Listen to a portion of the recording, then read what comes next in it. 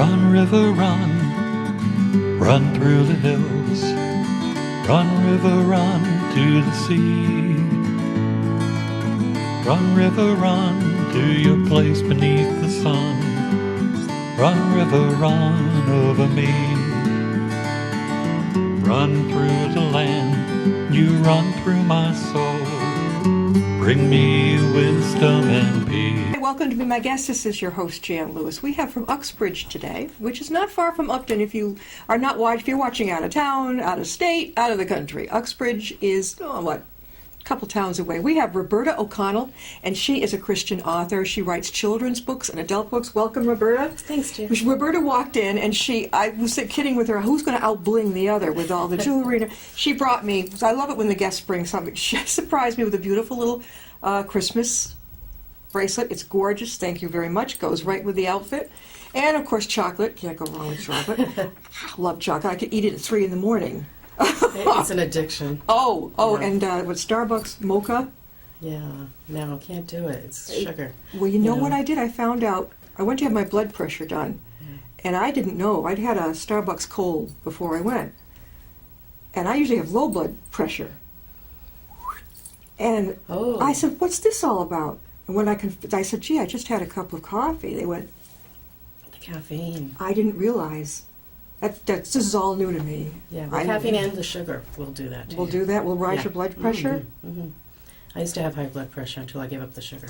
Oy, oy, oy. Yeah. Well, Roberta has brought in a lot of books that she's written, but we want to feature a lot about today. She's got a couple of them. Now, this one is called Sharon Rose, The Rose of Tralee. Charlie, yeah. Tralee.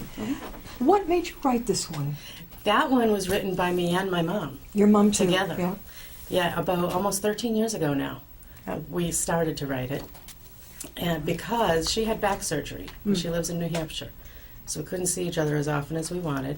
So we started, this is back before Facebook and live chat and all that and texting. We started writing emails back and forth. And we're like, what can we do with these emails? It's getting boring, And so we decided, let's just try to start a story just for fun. I hadn't even been writing yet, And so I don't remember who started it. One of us, it's probably me, wrote the first line or two. Yeah. And that's all it started with. It was like a line or two. And then sent it to her. And then I said, see what you do with that. And then she added to it a couple of lines. Before we knew it, we were writing pages each and sending them back and forth. And 3 months later, we decided the story was done. And we just shelved it for years. And then I'm like, I don't know what to do with all these emails. How am I going to put this together if I ever really want to? It wasn't meant to be a book. It was just for fun. And the funny thing is, what you'll see, and the hardest part about putting the whole thing together was we needed one voice. And there were 2 of us writing it. And my mom has a taste in men in one direction, and I have taste in the other direction, being from different eras, So we were battling, you'll see in the book, for who this girl was going to end up with, because, of course, I wanted my guy to end up with her. She wanted her guy, and they looked totally different. So that was so much fun, because to see who wins, you'll have to read. Well, Roberta OConnell is Roberta who's with us, and your mom was Mary Bain Wojcik? Wojcik. Is she okay now after back surgery? Yeah, well, she's had hip surgery and knee surgery recently, which is why she couldn't even come to see us here today, but she also lives in New Hampshire. So What part of New Hampshire? She's in Goffstown, which is near Manchester. Goffstown is where I believe, I went to college at Plymouth State. And isn't Goffstown near not far from the White Mountains area, right? Yeah, the White Mountains is way further up, I believe. It is, okay, because my college roommate got married, I think, in Goffstown.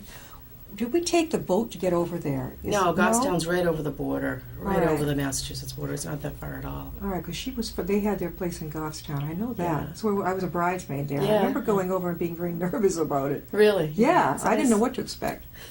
So the Sharon Rose of Tralee, and actually she would travel with Sharon from Martha's Vineyard to the Emerald Isle. You wouldn't want to do that. Tell us a little, tweak the interest here about how it is. Well, they say write what you know. And I grew up, a lot of my time I was on the island of Martha's Vineyard because I had a lot of family over there. I still do. So I go there as often as possible. But I really don't get there much now because I don't travel well. I get seasick, I get air sick, I get everything sick. Do you get sick going from Hyannis over to Martha's Vineyard? Well, I usually go from Woods Hole because it's less of a boat ride. It is? The shortest distance is better for me. Yeah, But, I noticed this. It's like 45 minutes by boat. Yeah. And there used to be a time where you could go a half an hour out of the Falmouth. However, they had to reroute, long story short. But I still don't like doing it, but I like to see my family. Yeah. So that's why I have to go there. Have you been to the Emerald Isle? I have not, because, travel is not my thing. Not me either. I got in a plane to go to Florida with Mom once because I was going to get over all my fears of flying and being away. And that's another long story because I used to suffer from panic disorder, agoraphobia, all that stuff, right? So going away from home was a big deal, and getting on a plane was a bigger deal. And not having my husband with me was huge. How did you manage? I prayed a lot, and I closed my eyes, and I sweated and had a full-blown panic attack in the plane. And we flew into Hurricane Charlie. So not a good first experience. No. And then on the way out, we flew through a thunderstorm and went in a nosedive, and we were crashing, and everybody was screaming on the plane. But I had my eyes closed, and I thought, oh, good, I'm not the only one that's afraid to fly. That's all I could think. I had no idea we were going down. So Why God was it going protected me down? from Why that was it- were they because we were in a bad storm. So he was trying to avoid it. And we were crashing, and he was trying to get us back up. Are you serious? You were in a plane that was almost going to ditch? Yeah. So you wonder why I don't like to travel. How did he pull it out? I mean, that's... I don't know. I didn't pay attention. All I know is that I made it through, and they gave me wings because I had never flown, and I made it through. Have you been on it again since No, then? No. nope, not getting on that horse. How did your No. mother do? She probably... She's great. That was my father. She's going like this while we're going down. They'll get us back up, and I've got my eyes closed going, what is she talking about? They'll get us back I had up. no clue. Brave girl. Thank God for that. Very brave. How long did it take you to write The Rose of Tralee? 3 months. But Months? months between us. Yeah. However, I had to keep rewriting it in different perspectives because it wasn't sounding right no matter what I did because there were 2 voices in there. There had to be one voice. And I didn't know who to write it from. Like, I started, and I brought you something that nobody's ever seen. Let's see that. This is the original. This is the original That was Sharon the Rose. manuscript. The only other one in existence, my mother has a copy, but this is the original. And this is kind of what it looks like. Wow. Because of all the rewrites. And there are several other of these that I've written in notebooks over the years to try to make it right. But at first, I had written This. by just a narrator talking. But it wasn't personal enough. Yeah. I said, I need to get into her mind to make this something I'd want to read because it was just so corny and boring to me. Sorry, Mom. It's got nothing to do with you. It's just you can't have 2 minds writing in different directions. Exactly. So I didn't tell Mom the final time that I was trying to write it because before we kept trying to rewrite it together and it wasn't working. So recently I decided after all her surgeries she went through, we almost lost her with pancreatic problems where they had to remove her pancreas. I said, I want her to see this in print. And so for Mother's Day, I wanted her to open it and see this actual book. And so I just went to town and didn't stop. And I thought, I need to be Sharon Rose. So I got in my head that I am Sharon Rose, and this is how she thinks and feels and acts and talks, and wrote it from her perspective. And it just made sense when I could get in and feel what she was feeling and use some of what I've been through to make her, so That's pretty... that's how we did it. So, all time, let's see, 3 months to get it down, but then how long before you really got it, you published it? It's been almost 13 years. 13 years. Rewrite after rewrite after You have a rewrite. lot of patience. But but she's a busy author. You had other things going at the same time. This is one... Well, first of all, how can people get a copy of Sharon Rose, The Rose of Tralee? How do they get a hold of it? My favorite way right now would be if you just walk in Barnes & Noble and say, please get me a copy. They will order it for you. They won't have it on the shelves. But if enough people do that, they'll probably put it on the shelves. But you can also just go on Amazon.com, type in Roberta M. OConnell, and you will see all my books, and you can preview them all. You can get it on Kindle. It's pretty easy to get. Now we have something very special, and actually it was in my family, and it's very close to Roberta's heart. Her story on diabetes. It's called, what, ROC N Diabetes. And it's her personal story. Share it with us, will you? ROC is Roberta OConnell, that's me, and I'm rocking diabetes because I overcame it in 3 months.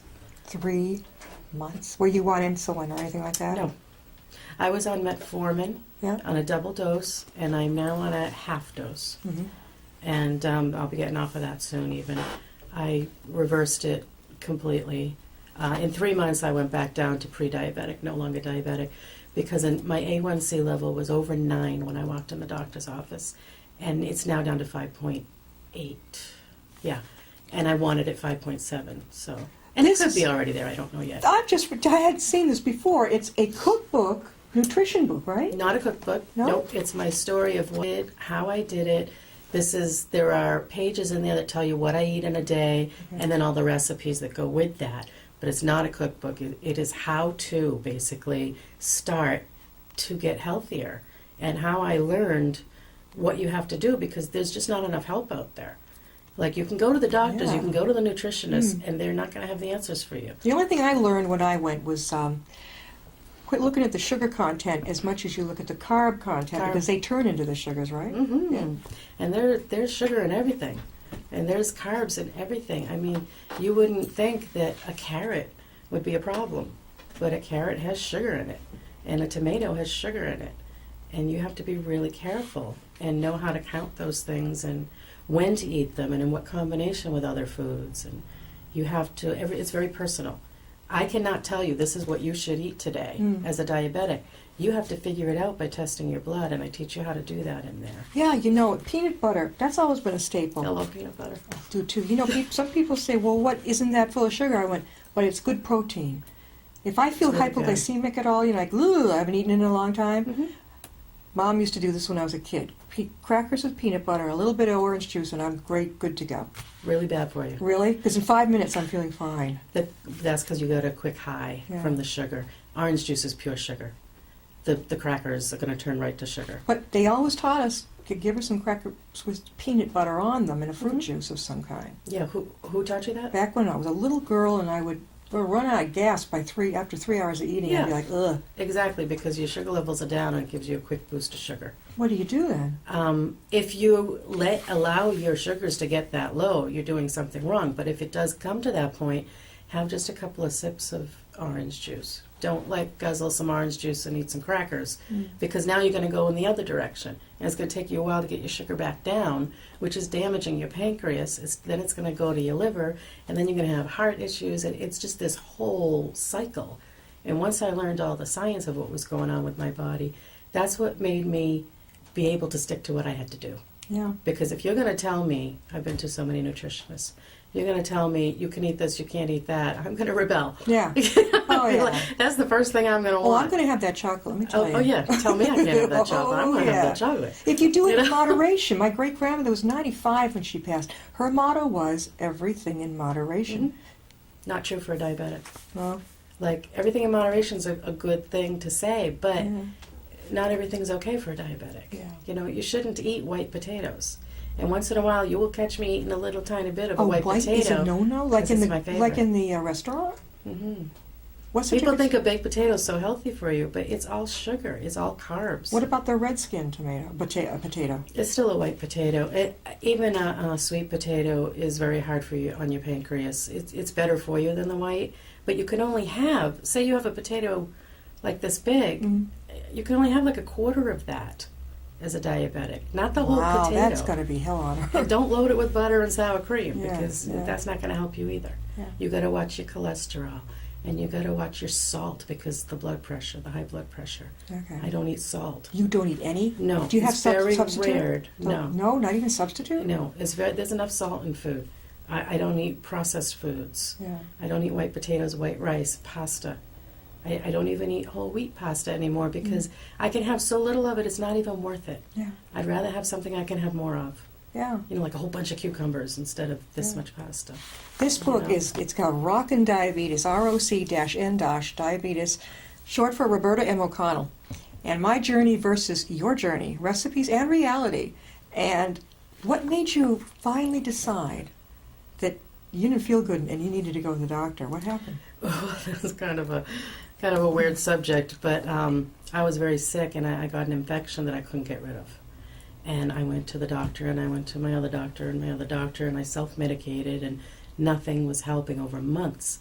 And I talked to my sister one day, who's a year older than me, and is insulin dependent. And I said, I cannot get rid of this infection. I'm so uncomfortable. I'm miserable. And she said, you might want to get tested for diabetes. That's how I found out I had diabetes. And she has it because she's insulin dependent. Yes.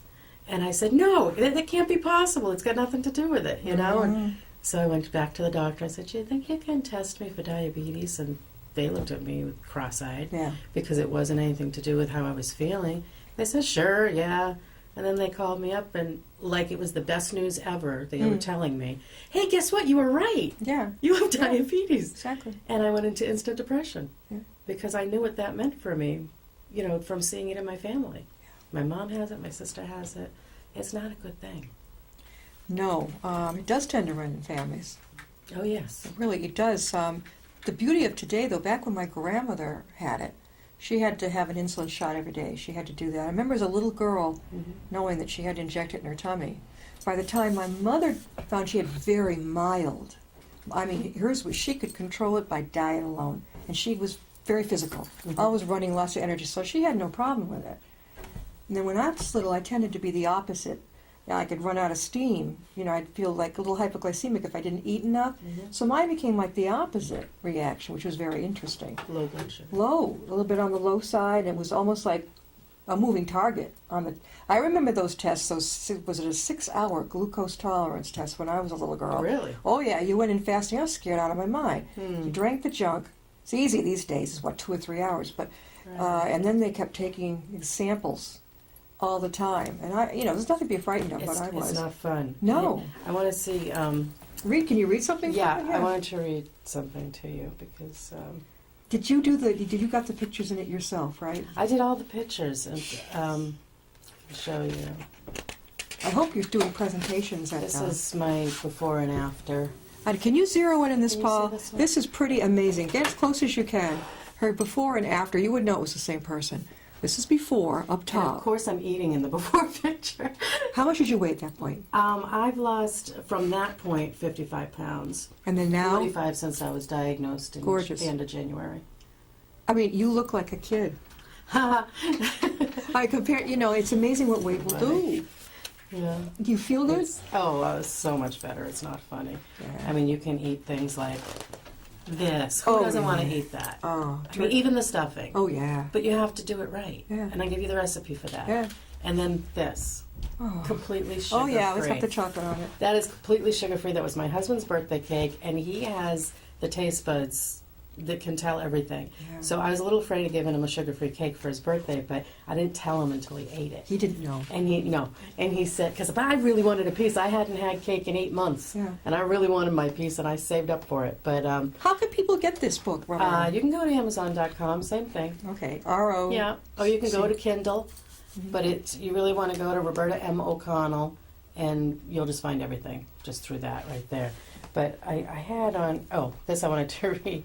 I went in to learn how to test my blood at my doctor's office, which was frightening, and I was still in my depression mode and crying through everything where I couldn't even see what she was doing. And so the girl with the blood tester, who couldn't have been sweeter or more understanding, carefully took out the fancy glucose meter, some strips, and The little stick thing, right? needles. Yeah, yeah. God knows how much I hate needles. She was sweet and kind and caring as I watched and listened. She came over and tested my blood as I cried. And I'm going to cry just thinking about that moment because, it was so hard. So terrified of the pain and what the meter would read. Do I really have to do this? Can I be done now? Can someone order a pizza?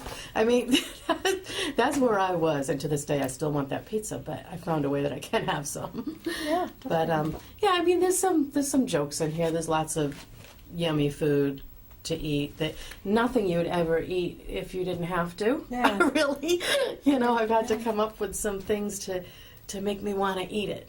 Yeah. Because I was the queen of lasagna and mashed potatoes and gravy. Did you grow up with those foods? I grew up, my grandfather owned a restaurant. Uh-huh. And he was very, very good cook, and Mom was is still a very good cook. In fact, Thanksgiving, Mom made her gravy with the butter and the milk, and Really? just not the way I eat or cook, and I could have drank it. It was so good. Yeah. And I'm like, I have my little tiny teaspoon of it, and Yeah.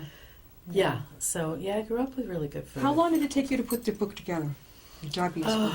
I had to do it fast. I don't know how long it took because once people found out that I had diabetes and saw what I did with it, people came out of the woodwork that I had no idea were diabetic, and they said, "How did you do it? I need to know." And I said, "I'm going to have to write it down because it's just too complicated for me to just say it." So I wrote it down as fast as I could for them. And there's a picture of her and her husband, Dave. Uh-huh. Dave has probably been a real trooper with you on this, right? Yeah. That and menopause and everything.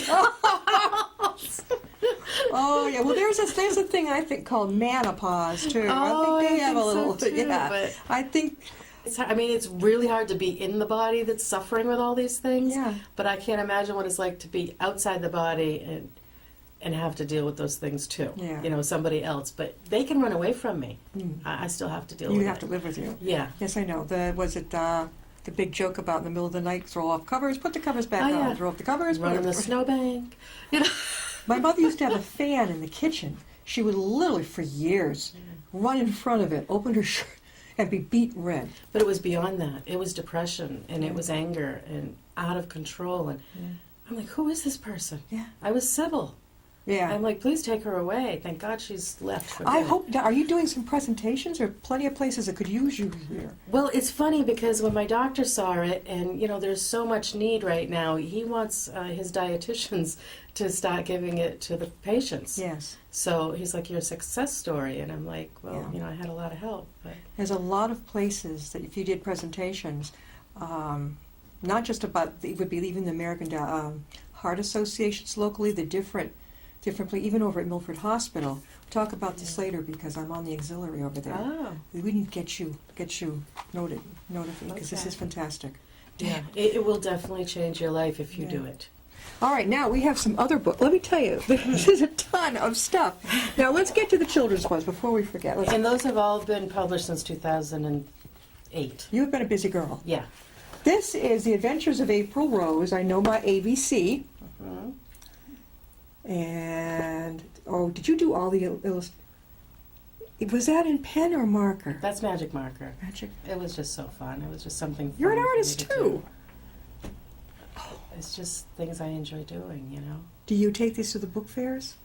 You know, I just started promoting myself this year. I've just been writing, and that's what I love to do is write. I'm not used to going out and having to talk about it all. You know, I just... You'd be natural. You have no problem. Absolutely not. I'm not shy anymore. No. I was when I was a kid. G is for goat, Desperately. whose name is Billy, and this is a perfect. I've got a little 4-year-old It's all in rhyme. granddaughter. Yeah, she'd love. Yeah. God. And then she has another children's book, The Adventures of April Rose, and this is the Christmas present. This is timely. Yes, it starts with her making her Christmas list and have it be all about the gifts she's going to get. And then she finds the true meaning of Christmas in there. And she finds this homeless man who wants to help him, and her life has just changed forever. Okay, now, the Dear Diary, My Life in Rhyme. What's this one? Okay, well, there's a picture of me as a clown on the front because my husband and I are clowns. We go to clown college. Yes, there is such a thing. I know, I've heard of it. Really, you did? Yes. And we're doing it because we want to learn how to go see the kids in the hospitals, you know, and cheer them up. Are you going over locally? And We're still training. you're still We're children still training. training. We go to college in January. It's once a year. 4 years you're a master clown, which cracks me up. But And you can't it's go just out till fun. then, really? Oh, you can. You can. But, you know, for the reason we're doing it isn't to go out and just be clowns at parties. It's to help kids. you Oh, know. yeah, definitely. So that's what we're studying. Is that your cat there lying there? That's one of my cats, and it just says, relax, chill out, enjoy. Don't you love it? Like our boy cat gets flat on his back, no inhibitions whatsoever, just lays there. Yeah. Yeah, Hope was like that. I have two, Hobo and Peanut. We do too. And that book is like that. This is Hobo and Peanut. Oh yeah, with all the kitties. Oh yeah. I put it in the kids' book because the kids love to see the kitties, Yeah. you know. Yeah. They hear about them, they want to know about them, you know. But this Dear Diary has the clown on it telling Yeah. you to be calm, and it's My Life in Rhyme because this is the one that talks about the menopause. And one of my poems in here is called I Know Rage. And so that tells you where I was at, you know, and it's scary stuff, but To my- it might make you laugh. To My King. Now this is the really That's another poetry book that came to me in a dream. Mhm.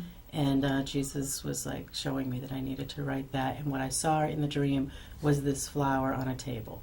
So it was a gift to him that I needed to write And this that book. picture of you in the back doesn't look anything like her now. This is before your diabetes. Oh yeah, I was singing. We have a band, and we were singing somewhere. So that Looks was so a lot different. of That fun. could be a sister, but it doesn't look like you. I have several. Amazing. So And then that she was has the fun. Book of Love, A Personal Journey. Now that was the first of the series. There's a series of 8 you're holding in your hands there. And that was the first, so it's very simplistic and easy to read. It gives you a Bible verse and then a little bit of me, what I think about that verse, how I put it into my life. Gives you a prayer and then, something to keep you thinking about it throughout the week or however long you decide to go to the next chapter. So that was interesting. And that one came to be when I was writing another children's book and I just heard God saying, no, this is not what I have for you. I need you to do this. And I got the titles of these first 7 books instantly and how to write them. The Book of Peace, the Book of Joy. Well, and the funny thing is, I thought the Book of Peace, I'm going to write about peaceful things, I'm going to have a peaceful time for a while. That's not how God works. God wanted me to figure out how to be peaceful and joyful in the hardest of times of my life. The Book of Strength, you've got it all. The Book of Fear. When I came to the Book of Fear, I was terrified to write it because I said, I have to live these books. What's going to happen to me? Yeah. But I overcame my fears throughout that book. And the Book of Truth, A Spiritual Journey. She's Very been a busy girl. The Book of Faith, Mm. A New Beginning. Was this when you discovered the diabetes? No, long before. But, there's times where even if you're walking with God, you feel, is it true? What if I'm wrong? And the devil gets in there and tries to twist your mind around. And this is when I discovered that it is really real. The and Book true. of Healing. Oh, big one. I went through a lot of physical things, and that was way before diabetes, too. We have got about 4 hours. I was going to say 4 hours. 4 hours to go, yeah! Yay! I could talk remember- for 4 more hours. How about you? I remember when I first started out in broadcasting and television, we would do live television for an hour. Yeah. Well, let me tell you, if you have a guest who isn't talkative, that's a real challenge. Let me tell It's you. hard. I know. I've had a hard time talking No, today. you're doing fine. I don't worry about you at all. But can I just Sure. close Would you read us by something? Sure. reading something from this? I wanted, Yeah. just in the opening of Sharon Rose, I can't tell you how many times I wrote this first sentence. This is her Until it one of was the latest right. books, yeah? Yeah, this is Sharon Rose, The Rosa Trillia. This is the only novel, so if you just want something to enjoy that's mindless, go for it. I stood on the deck of the Islander, wind blowing through my hair and thoughts racing through my crowded mind. Although I had taken this journey many times in my life, this time was very different. The closer the ferry got to the island, the more restrictive my breathing became. I felt suffocated as panic took over. That kind of panic that makes you sweat and feels sick to your stomach. That kind of panic that makes the room spin and makes you want to scream at the top of your lungs, "Help, I can't breathe." I felt trapped, and I just wanted to jump over the side of the ship and swim back home to safety, to denial, to alcohol, which dulled the pain. And I know about all of that in my own life, so that was an important opening for me. That is amazing. I hope you want to read the rest. Oh, my God. What have you got next on the docket? I'm writing the Book of Trust, and I'm writing a diabetes Another one. cookbook, actual cookbook. You are going to do the cookbook. Yes, because people want more recipes. You are natural for And this. Well, look at I this. have many, many things on the docket. Pears, cheese, and crackers. All right, well, I'll stay away from I the love that cheese. stuff. Really, why? I only eat cheese on pizza. Are you allergic? No, I just hate the stink of it. Oh, my husband does too. Except for pizza, then I'll eat it. Yeah, Grilled cheese and tomato. Grilled tomato sandwiches are good with, oh, yeah. but there's, you can't just eat a white bread with Yeah. fattening cheese. You have to know how to do it. And grilled, see, Mom used to make grilled tuna.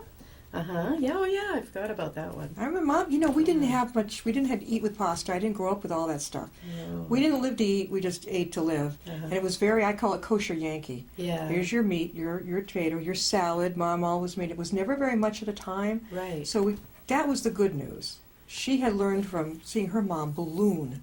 My mom was beautiful, thin. She learned because she didn't want to end up like her mom, who had severe diabetes.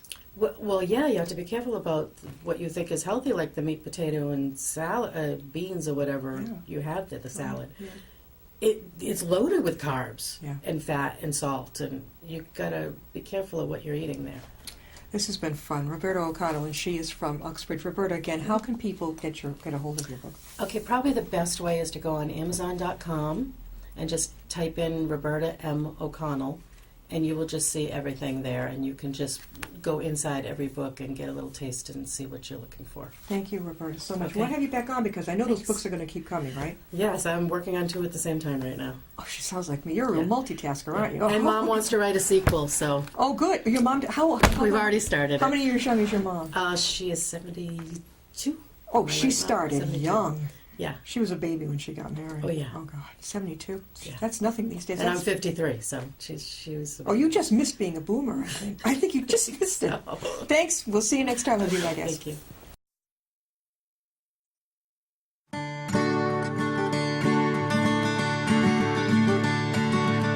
Run, river, run, run through the hills. Run, river, run to the sea. Run, river, run to your place beneath the sun. Run, river, run over me. Run through the land, you run through my soul.